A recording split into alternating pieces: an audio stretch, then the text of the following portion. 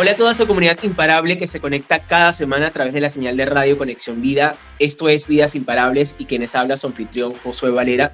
Es un gusto poder encontrarme con ustedes cada semana con un nuevo invitado y el día de hoy tenemos al psicólogo clínico Miguel Subero Gil que nos acompaña desde la Ciudad de México. Miguel, bienvenido a este espacio de Vidas Imparables.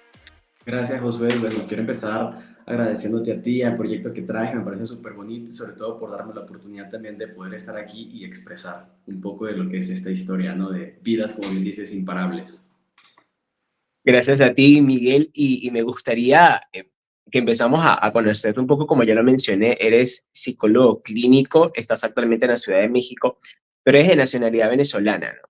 Entonces sí me gustaría también conocer cómo ha sido para ti este proceso como migrante y como profesional al momento de salir de Venezuela. Si no me equivoco, también tuviste un paso por el Perú y me gustaría que pudieses compartir con la audiencia cómo ha sido tu proceso de vida al momento de salir de Venezuela. Pues fue muy interesante porque efectivamente yo nací en Venezuela y fue de alguna forma fortuito. Yo empecé a trabajar con una iniciativa que se llama eh, Jóvenes Positivos de Latinoamérica, y esto es una iniciativa que trabaja de la mano con Naciones Unidas y de lo que se encarga es de crear organizaciones de jóvenes viviendo con VIH en diferentes países de Latinoamérica.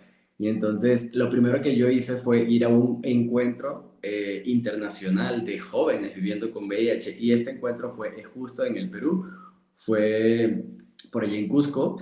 Y ahí en ese encuentro, sin yo darme cuenta, quedo elegido como coordinador pues, regional de todo lo que es la región Latinoamérica. Y ahí es entonces como empiezo este trayecto de a empezar a meterme, a trabajar con todas las comunidades y sobre todo todas las disidencias, ¿no? VIH en población trans, VIH en población indígena, en población joven, mujer, personas de color. O sea, fue esto lo que me fue moviendo mucho en todo este mundo y fue lo que me dio el salto para poder luego irme a Colombia y luego llegar a México.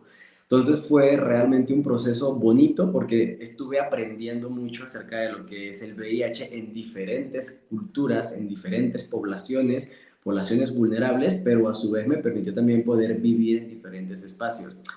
Hubo procesos también de desaciertos dentro de lo que es la vida personal del migrante, porque no es fácil migrar, vivir con VIH y resolver el tema de los retrovirales. Es una preocupación constante. Sin embargo, creo que el aliciente que siempre tuve fue que cuando uno tiene el objetivo claro hacia dónde uno quiere llegar, busca las maneras, ¿no? Entonces, en Colombia se presentaron muchas formas de poder obtener retrovirales y cuando llego a México se presentaron muchas otras que muchas veces no las vemos cuando nosotros estamos afuera, cuando todavía no hemos llegado al lugar, ¿no? Entonces, creo que el tema de la confianza y de confiar en que los procesos se pueden dar es fundamental.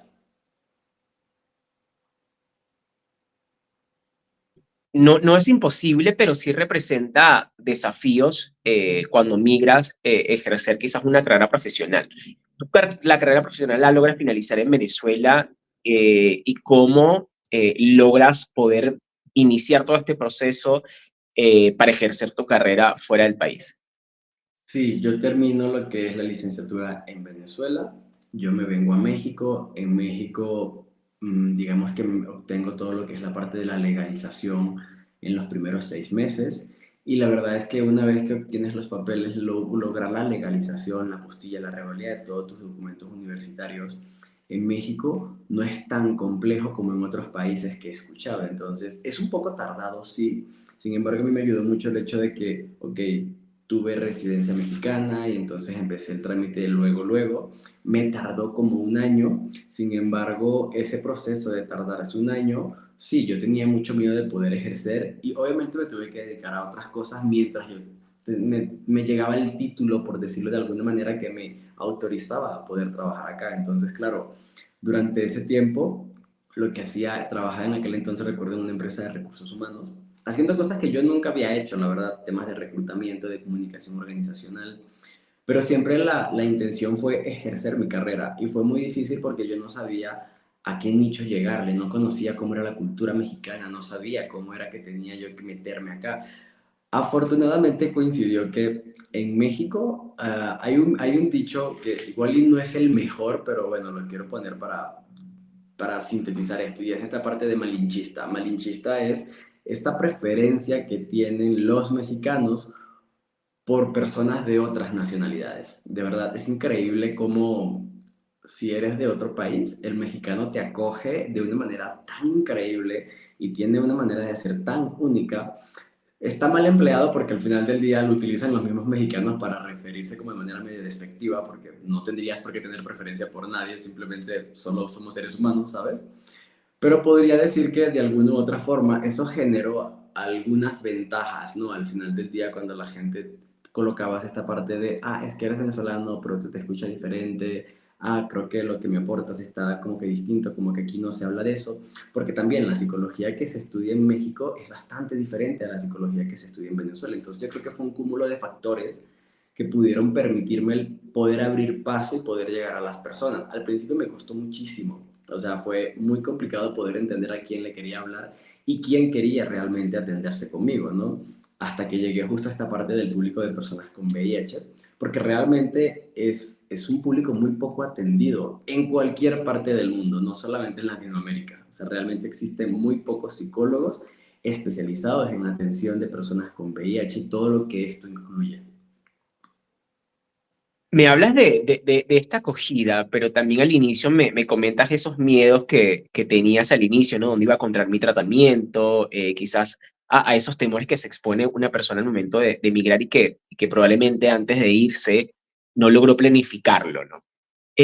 ¿Cómo ves, probablemente te acogieron a nivel de tu profesión, pero cómo es la percepción en México para las personas que viven con VIH? ¿Esto representó para ti una complejidad al momento de encontrar trabajo, además de que también es una persona visible a través de redes sociales y hablas constantemente de tu profesión y de tu diagnóstico? ¿Esto para ti en algún momento ha representado alguna barrera para algún tipo de oportunidad? Yo como filosofía personal siempre he dicho que si alguien quiere estar conmigo, tiene que estar con todo lo que yo represento. Entonces, el primero que está orgulloso de vivir con VIH soy yo. Y si yo llego contigo y quiero tener algún tipo de enlace, de acercamiento contigo, igual y no es lo primero que te voy a decir, oye, soy Miguel y vivo con VIH, pero tampoco te lo voy a ocultar.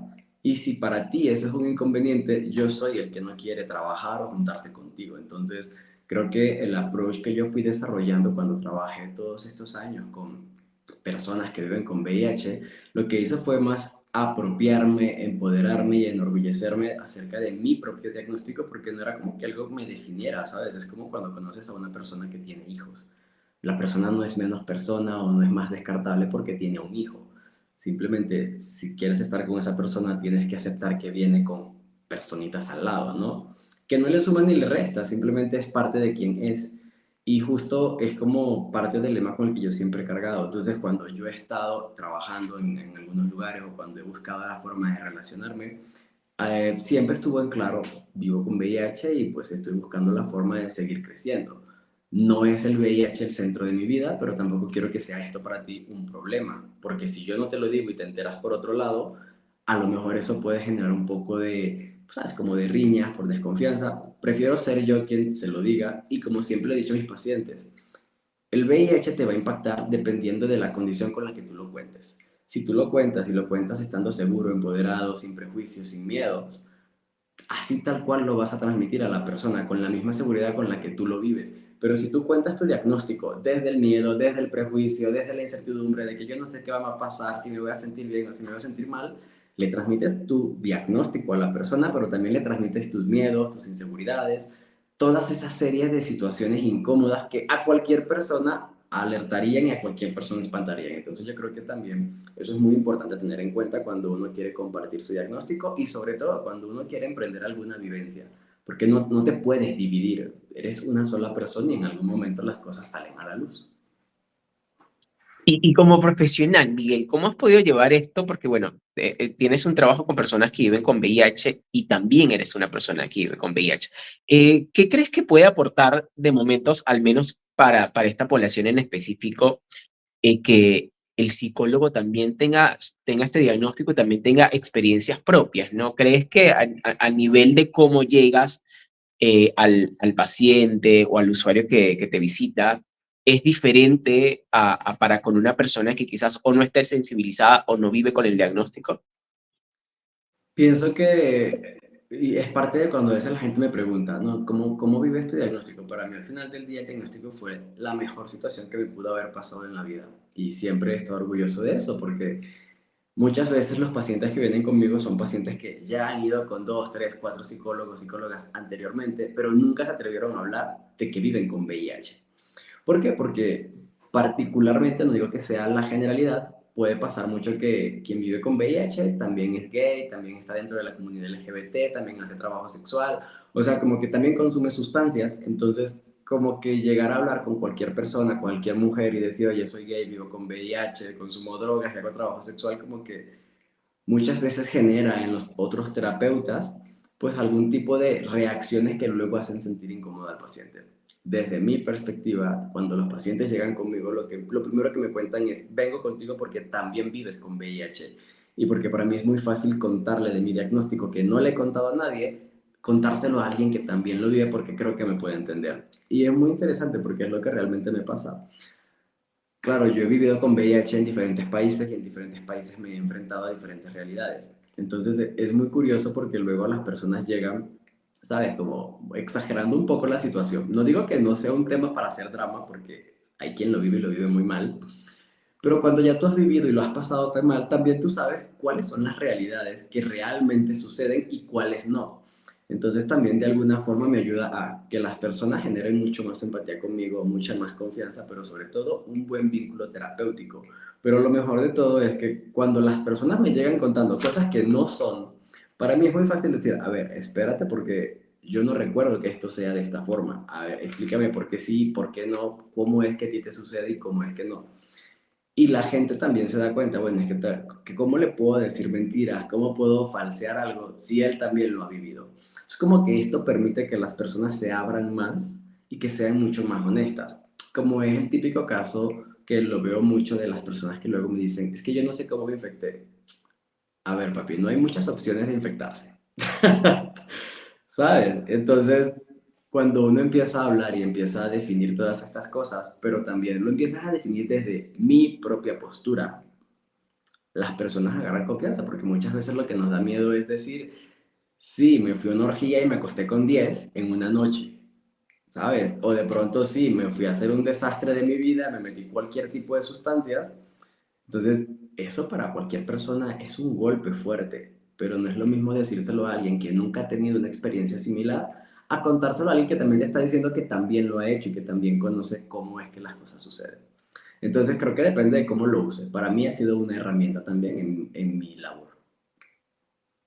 En base a eso que comentas, hay dos preguntas que me gustaría poder abordar, ¿no? Uno, primero como persona que vive con VIH y también como profesional de la salud mental, eh, ¿por qué aún existe tanto estigma y discriminación a pesar de que la ciencia ha avanzado, ¿no?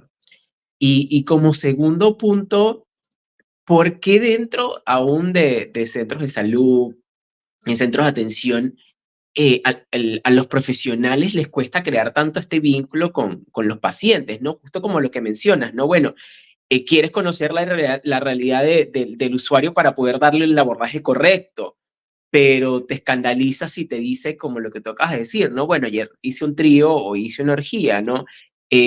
¿Por qué se sigue anteponiendo la moral ante la función que es como profesional, ¿no? Y es abordar para poder darle la ayuda que este usuario necesita, ¿no? Es muy interesante tus dos preguntas. La primera que tiene que ver con el estigma y la discriminación. Parece mentira, pero la realidad es que quizás tú y yo sabemos que existe mucha información porque de alguna manera estamos vinculados con el VIH. Pero fuera de tú y yo, la gente en la calle no sabe que existe el VIH. La gente en la calle ni siquiera piensa que el VIH les puede tocar. Entonces, existe mucha información, mucha propaganda, mucha publicidad en Internet, sí, pero también algo muy importante, y es de lo que se ha venido hablando en los últimos años, es que el virus del VIH es un virus que está muy concentrado en las desigualdades culturales. Entonces, algo que a mí me permitió poder trabajar con diferentes países de Latinoamérica es que es increíble, pero en pleno siglo XXI hay todavía enormes cantidades de comunidades que no tienen acceso al Internet, que no tienen acceso a la educación. Incluso de nada te sirve tener acceso al Internet si no tienes educación. Y lo más importante, hay personas que tienen acceso a la educación, acceso al Internet, tienen recursos varios, pero no tienen un sistema educativo que les enseñe de educación sexual integral. Entonces, es un cúmulo de muchos factores que se juntan para poder hablar y decir por qué todavía existe discriminación. Entonces, es un tema que va más allá de la estructura de una persona, tiene que ver también con la estructura educativa de donde te formas. En ningún país de América Latina existe un programa que te enseñe en la escuela cómo se utiliza un condón, qué pasa si no quiero tener relaciones sexuales con condón, cómo se utiliza el anillo vaginal. O sea, eso no lo vas a encontrar porque es tabú que tú le enseñes a los niños a hablar de sexo. Y mucho menos siquiera hablar de sexo entre dos hombres. Eso es un escándalo total. Y mucho menos, y esto es otra parte muy interesante, los hombres tenemos relaciones sexuales de manera tan diferente a los heterosexuales y los heterosexuales no nos logran entender. No hay un libro que te explique cómo vivir tu vida sexual si eres gay. Claro que no. Lo más cercano que hay por allí hay un libro que se llama Los cuidados del culo y está muy interesante, pero no te dice realmente cómo es vivir una vida sexual siendo gay. Entonces, eso responde un poco al por qué tanta estigma, tanta discriminación. Algo que yo veo mucho en consulta es que llegan las personas, los jóvenes gays, queriendo vivir una vida de gay en el molde heterosexual. Y es que no cuaja, o sea, la vida de gay es un cuadrito y la vida heterosexual es un redondo, nunca va a cuajar. Y entonces, entre que le queremos dar placer a la familia y entre que le quiero dar placer a lo que yo quiero, luego caemos en estas cosas que realmente nos suman como seres humanos a disminuir el estigma, a disminuir el prejuicio. Solamente empezamos a disminuir esto cuando nos afecta, ya sea porque lo vivimos o porque alguien cercano lo tiene. Y con respecto a las preguntas 2, el tema del personal de salud. Eso es algo muy discutible, ¿no? Porque hoy en día todo el mundo habla, todas las recomendaciones internacionales hablan de que justo debemos de atender a las personas que viven con VIH de manera equitativa como cualquier paciente. Pero, y eso también lo puedo entender desde un punto como profesional, si tú eres una persona que al final del día tú tampoco tienes educación sexual integral, tú no has vivido lo que es una orgía, tú no has vivido lo que es un trío, tú nunca te has metido en ninguna sustancia. Si tú eres una persona que dentro de tu experiencia hay un límite muy importante, obviamente cuando alguien viene y te dice, ¿qué crees que me metí la mano en una orgía cogiendo con 50 personas? La persona obviamente que se va a escandalizar porque dentro de su estructura moral y religiosa le han enseñado que lo normal es estás con tu pareja para toda la vida y se acabó. Entonces, obviamente, cuando llega con un paciente con VIH que tiene tantas vivencias, es normal que la otra persona desde su emocionalidad se mueva y que esto pueda generar entonces cierto aspecto de discriminación, cierto aspecto de rechazo. Pero lo más importante que yo veo acá es que hoy en día quienes atienden a las personas que viven con VIH son personas que ni siquiera están preparadas para atender VIH. Hay mucha falta de información en el personal de salud que atiende VIH. Aquí en México hay algunas iniciativas, justo porque se dieron cuenta de esto, ¿no? Bueno, es que la gente se escandaliza porque ni siquiera por acá se les ha ocurrido que esto podría suceder. Y han empezado a existir algunas pequeñas clínicas de sociedad civil que están creadas y están siendo elaboradas, trabajadas por personas de la comunidad LGBT que viven con VIH. Entonces es muy interesante porque la enfermera o las enfermeras son chicas trans que también viven con VIH, los doctores son doctores que también viven con VIH, que también pertenecen a la comunidad. Y entonces esto ha generado que la atención sea mucho más amigable y que las personas prefieran entonces con más confianza decir, no, yo voy a atenderme con la doctora Condiloma, porque luego se ponen sus sobrenombres, porque es la que me atiende para el VPH, esta es la que me atiende de la sífilis, bla, bla, bla. Y entonces generan una comunidad diferente en donde no les da miedo testearse, no solamente para el VIH, sino para cualquier otra ITS. Entonces yo creo que también mucho de lo que falta es eso. No digo que tengas que ser trans, que tengas que ser gay, que tengas que vivir con VIH, pero sí creo que si tú vas a trabajar con una población como es las personas que vivimos con VIH, necesitas educarte y necesitas prepararte. Y muy lamentablemente no hay tanta educación para poder nosotros, para que las personas, no hay tanta educación para los profesionales que laboran en esa área. Nos queda muy poco tiempo, Miguel, pero acabas de abrir un abismo que no me gustaría dejar así abierto y es que esta, estos trabajos que se ven, ¿no? Que son subvencionados por el Fondo Mundial, donde, bueno, personas que viven con VIH acompañan a sus pares, pero también cómo esto crea un conflicto desde el personal de salud que no vive con VIH, que ha estudiado una carrera y que al final crea se ve como un conflicto interno, ¿no? No sé si tú lo lees de esa manera también entre que, bueno, esta persona simplemente es un educador, simplemente es un par, pero no es un profesional de la salud, ¿no? Pero no se dan cuenta porque terminan creando un vínculo más grande con sus pares que con ellos mismos, ¿no? Entonces, por ahí no me gustaría como que dejar abierto ese abismo quisiera saber y conocer tu opinión. De hecho, es de las críticas que yo recibí al inicio y eran de las críticas que me apoyaban mucho, porque no solamente era un par, sino que era un profesional de la salud que se dedicaba a esto. Y para mí fue un área de oportunidad increíble y creo, o sea, yo estoy de acuerdo que existan los grupos de pares, son necesarios, con lo que yo como profesional de salud, y ha sido siempre mi aportación, es solamente con que tengas la iniciativa no es suficiente.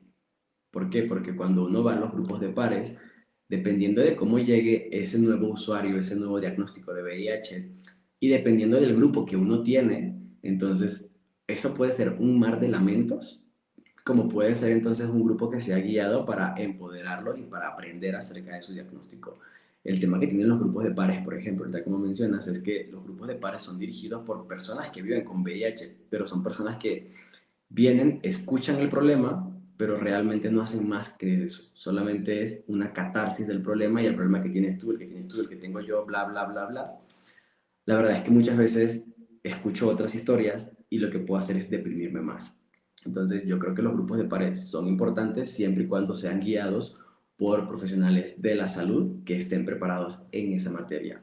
Las buenas intenciones no siempre suman. Yo recuerdo casos de personas que han llegado conmigo porque me dicen, es que aquí en México, fui a ciertos grupos y empecé a escuchar las historias de otras personas que no tenían para comer, que no tenían esto, que iban abortando y entonces no tenían apoyo de su familia y entonces no, o sea, yo no quería escuchar eso, yo me sentí peor porque entonces pensé que así era la vida de todas las personas y es como, no, algunas sí, pero no todas. Entonces creo que los grupos de pares son importantes para hacer catarsis, pero también eso es algo que uno les tiene que enseñar a las personas con VIH. Si uno va a un grupo de par, incluso a un grupo de doble A, es importante que siempre haya una segmentación. A ver, tú en qué punto estás, tú en qué punto estás, que se trabaja contigo. Y eso es lo que falta en los grupos de pares. Entonces, es una crítica muy importante que se le hace a los grupos de pares, pero la realidad es que el usuario conecta más con el grupo de par que con el médico, porque el médico, aunque tiene la parte técnica, le falta la parte humana, que es la que te ofrece el grupo de par. Entonces, es un complemento muy difícil de encontrar porque realmente somos muy pocos los profesionales de la salud que vivimos con VIH, que además somos visibles y que además trabajamos con esta población. Yo no conozco otros psicólogos en Latinoamérica. Quizás podría mencionar a uno en el Perú, de hecho, pero no más. O sea, es una cosa muy, muy, muy rara. Miguel, te agradezco muchísimo el tiempo que te has dado para poder compartir con la audiencia parte de tu experiencia de vida como persona que vive con VIH y también como profesional. Me gustaría que pudieses indicarle a la audiencia que te observa a través de la señal de Radio Conexión Vida, dónde pueden encontrarte en redes sociales, en México también, dónde pueden encontrarte si tienes algún consultorio, cómo se pueden poner en contacto contigo para poder recibir atención en salud mental. Sí, actualmente yo me mantengo súper activo en las redes sociales Instagram, Facebook y TikTok, así como soy psicopositivo. Siempre estoy por allí. Los jueves tengo una dinámica de preguntas y respuestas donde las personas me hacen preguntas acerca de su vivencia y les voy respondiendo de manera muy amigable. Por allí, por cualquiera de estas redes me pueden contactar para agendar consultas o incluso en las dinámicas de los jueves pueden hablarme también para consultar cualquier incertidumbre que tienen. También allí en mis redes sociales pueden encontrar mi correo, mi teléfono. Y sí, tengo un consultorio en la Ciudad de México. Igual por las redes sociales me pueden mandar mensajitos y por allí nos ponemos de acuerdo para las consultas. Gracias, Miguel, nuevamente, y gracias a toda la comunidad imparable que se conecta cada semana a través de la señal de Radio Conexión Vida. Hoy estuvimos con un nuevo invitado, con un nuevo personaje imparable desde la Ciudad de México. Gracias, Miguel, por haber formado parte de este espacio.